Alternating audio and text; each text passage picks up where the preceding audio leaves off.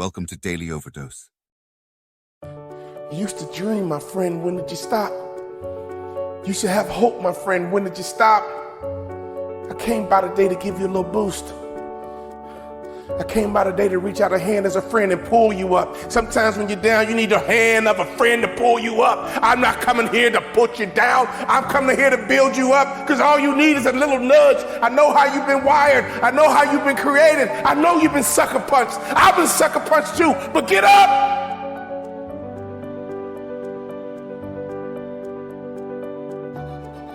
Down, but not out. Down, but not out. Here's the definition of down.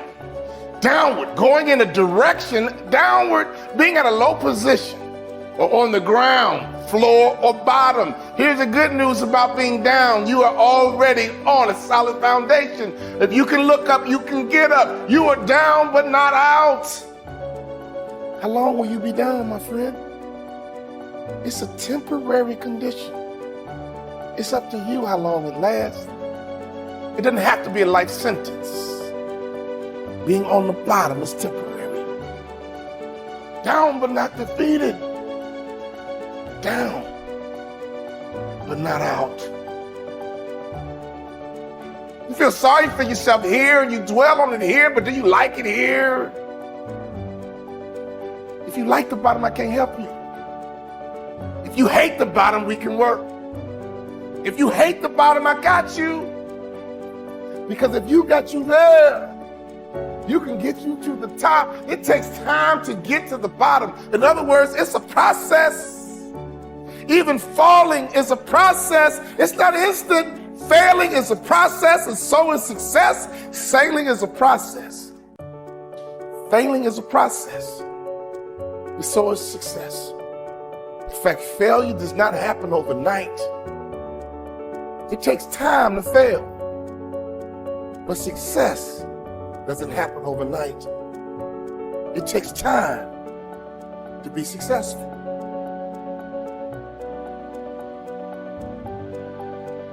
Can I ask you the question? When you were down, did you get back up? The same way you get to the bottom is the same way you get to the top. Constant activity. Constant activity will get you to the top, and constant activity will get you to the bottom. Doing nothing is an activity. Being lazy is an activity. To sit on the couch is an activity. To not want to work is an activity. In fact, you spend time trying to get out of work instead of finding work. You try to get out of work instead of finding work. Here's the truth. To get to the top requires consistency. Getting to the bottom does too. Getting to the top requires consistency. Getting to the bottom does too. I have never seen a hard-working person on the bottom. I have never seen a hard-working person on the bottom. The condition is temporary. Only you can make it permanent. Only you can change the momentum. At any moment, you can shift. At any moment, you can change direction. You got to create habits to get a harvest. But if you don't like your harvest, you got to change the seed. If you don't like your harvest, you got to change the seed. On a daily basis, what kind of seeds are you planting? Can I ask you a question? What are you working on right now? Are you working your way to the bottom, or are you working your way to the top? Either way, you're going to get a harvest, my friend. We can't stop the harvest. All we can do is control what kind of harvest we get. Are you working on a successful harvest? Are you working on a harvest of failure? I mean, every day you're working on something. It's one thing to be down. It's another thing to be out. You hear the term all the time, down and out. Those are two different things.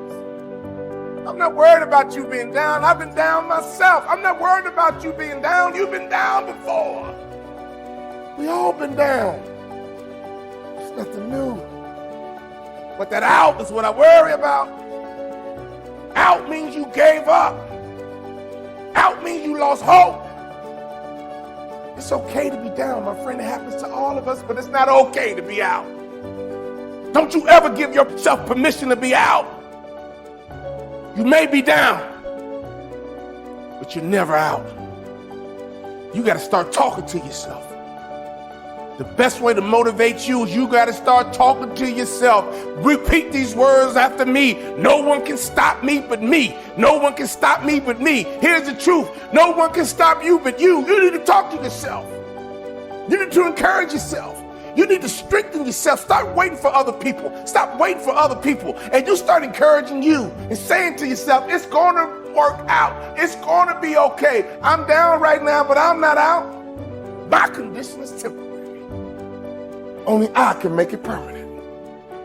Don't you ever confuse the temporary with permanent. Every car has a spare tire. And every now and then you got to use it, but it's not designed for long-term use. A spare tire is temporary. Do you feel like you're on a spare tire right now? I get it, but we got to take that spare tire off and we got to get you something permanent. We got to get you some support. We got to get you some encouragement. We got to get something that can handle the load. Take that spare tire off. Take that discouragement off. Take that depression off. Take that fear off. It's going to be temporary, but we can't make it permanent. It's going to be temporary, but we can't make it permanent. You weren't designed to be down, my friend. You weren't designed to be down long. Open up your mouth and talk to yourself. Open up your mouth and talk to you. Open up your mouth and motivate you. Say it out loud. I may be down, but I'm not out. As long as there's breath in my body, I'm not out. Get up right now and move around. Get up right now and get your body moving. Get up right now and go for a walk and look at the birds and the trees and the dirt and the grass and the moon and the sun. Life keeps moving. Life keeps happening. Only you stood still, and that's how you get down. We need some activity. Activity will get you to the top, and activity will get you to the bottom. What kind of activity are you working on? What kind of harvest are you prepared for? Move around and get your mind moving. Move around and get your imagination moving.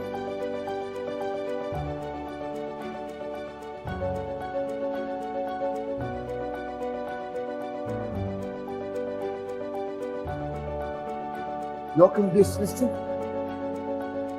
Only you will make it permanent. You will love again. You will thrive again. You will smile again if you give yourself permission. You will win again if you give yourself permission. You will breathe again if you give yourself permission. You will hope again if you give yourself permission. You will dream again if you only give yourself permission. You know what down feels like. But I want to encourage you to be stronger. And you tell people I used to be down, but not anymore. Now I'm wiser. My heart is healing. I'm better for it. It might have hurt, but now I know what love is. I know what it hurts. I know what success is. All I got to do is mount up once again, and I won't be denied this time. You can get motivated, my friend. But you got to learn how to motivate yourself. If you live long enough, I guarantee you one thing about life, you're going to have some ups. You're going to have some downs too. It's called life. It's okay to be down, my friend, but it's never okay to be out. Your condition is temporary. Only you can make it permanent. Down, but not out. Down, but not out. You might be down, but you're never out. Your condition is temporary and only you can make it permanent. I want you to make the declaration right now. I want you to make the announcement right now. I'm back. I don't care if you got to walk around your house and just say, I'm back. Call all your friends and say, I was down, but I'm back. Let everybody know I'm down. I was down. Let everybody know, oh, I was down. You saw me, but I'm back. Here I come. And everyone who knows you, I'm back. I didn't give myself permission to be out. I took a break. But now I'm back. I'm up. But now I'm back. I'm ready to attack. And now I'm up. And I'm ready to be on top. You must be able to get to this place in your life where you don't use the evidence of your senses, what your eyes tell you, what your ears tell you. You want to be able to be in a place where you are living from the end as if what you would like to manifest is already there. We hold ourselves back with self-limiting beliefs. We tell ourselves that we're limited in some way, when in reality, it's probably not true at all. We, to a great extent, behave, think, react because of some previous experience that we've had. And we feel that this thing that happens to us is reality. It is facts that we have to face and accept and cope with. See? It's always something other than you. You don't recognize it as an integral part of your own being. You are not just this irresponsible little mouse that's been chucked down into this world, but that you are really doing this work. You're running it. One of the great rules, by the way, one of the most important of all principles, is to challenge your self-limiting beliefs. You see, we are all plagued by self-limiting beliefs. Beliefs that we tell ourselves, things that we tell ourselves to hold ourselves back. We shoot ourselves in our own feet and then we admire our own marksmanship. So when you begin to look at your past, give an interpretation that empowers you. That's where I used to be. That's not where I am now. Ask one simple question. How extraordinary can I become? What am I capable of? What are my limits? How far can I push myself? But all by doing one simple thing. Pushing myself to get better every day. But from you are amazing. You hear me? You are amazing. And the day you recognize you're amazing, the day you understand how amazing you are, everything changes. And I need you to understand something. When you recognize who you are, when you realize how amazing you are, there's just certain things you're not going to do no more. Come out here with what you got. You don't have enough money? Don't worry about it. You got the dream. You got the idea. You don't have enough resources? Don't worry about it. You need some help? Don't worry about it. You get out here in the arena, someone will look at you and become inspired and say, hey, can I help you? But if you're sitting up on the bleachers, nobody's going to ask you anything. You've got to get into the flow of action. Nelson Mandela, in his talk, said, our great problem is not that we feel that we are powerless, but that deep down inside we feel that we are powerful beyond measure. It's an incredible thought. It's almost a scary thought, isn't it? But it's also true, because the powers that you have are extraordinary.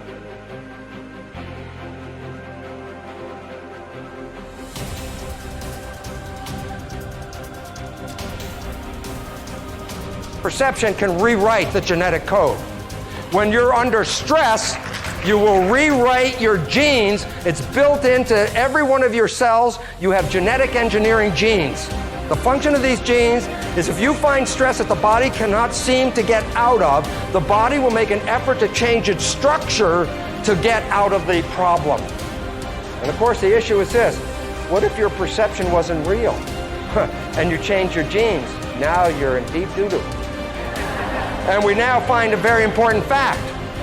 95% of cancer has no genetic linkage. 95% of cancer is a response of the individual cells to their experiencing life. And if you change your experiences, you can change the presence of that cancer. You think 60 to 70,000 thoughts in one day. Out of those 60 to 70,000 thoughts that you think in one day, 90% of those thoughts are the same thoughts as the day before. So if you believe that your thoughts somehow are connected to your life, then the same thoughts always lead to the same choices. The same choices always lead to the same behaviors. The same behaviors create the same experiences, and the same experiences produce the same emotions. And those very same emotions drive the very same thoughts. And your biology, your neurocircuitry, your neurochemistry, your neurohormones, and even your genetic expression is equal to how you think, how you act, and how you feel. And how you think, how you act, and how you feel is called your personality. And your personality creates your personal reality. That's it. So then, if you wanted to create a new personal reality, a new life, then you would have to start thinking about what you've been thinking about and change it. You would have to become aware of your unconscious thoughts and observe them. You would have to pay attention to your automatic habits and behaviors and modify them. And you would have to look at the emotions you live by every single day that are connected to your past and decide if those emotions belong in your future. You see, most people try to create a new personal reality as the same personality, and it doesn't work. You literally have to become someone else. Prayer works, but not the way that you're praying. If I take you and connect a cap to your head with electrodes on it and connect that cap to a computer to read your brain waves, an EEG. I can read an EEG on your brain and see how your waves are functioning. I can tell you if you're in a low frequency state or a high frequency state based off of your brain waves. If you're an emotion of fear, doubt, anguish, begging, which is praying, the typical person begs when they pray, that's low frequency. Now, if I take you with that same exact technology and connect it to a computer and read your brain waves, and I have you in a position of upright power, understanding, commanding, unconditional love, happiness, now it's going to be high frequency waves going to the computer. The universe reads waves low frequency and high frequency. It knows low and high, and guess what? It's going to give you back whatever you give it. You're running around here begging and pleading and hoping and wishing and scrapping around, you're going to get the same kind of garbage back in your life. Until you stand up and draw a line in the sand and command your existence, command your potential, command who you are, command your outcomes to happen, you're going to be suffering. The reason why I command my realities is because I know the power is inside of me.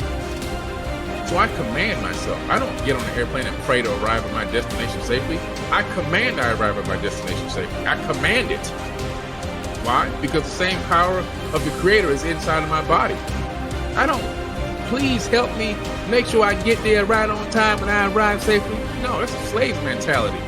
I'm not a slave. I got the power of the Creator flowing through every atom in my body. So that I have a fraction of that power in me, I'm going to command things with confidence. My prayer is, I command it. That's it. I'm done. That's the whole prayer. That's the whole prayer. There's nothing else for me to say. There's nothing else to say. Command it. Walk in your true power. Another major assumption is that we're equivalent to genetic automatons. We have genes, they control us, we don't control the genes, and therefore we're sort of like victims of our heredity. You got cancer running in your family, you say, oh my goodness, I'm going to get the cancer, I got the genes, or Alzheimer's, or diabetes, whatever. This is completely false, because it turns out genes control nothing. It's really the environment that is controlling the genes, and more importantly, our perception of the environment. How we see the world, what we think about the world is adjusting our genetics. So we find out disease, 1% of disease is connected to genetics. 90% or more of disease is connected to how we live in the world, because how we live in the world is altering or affecting our genetic activity.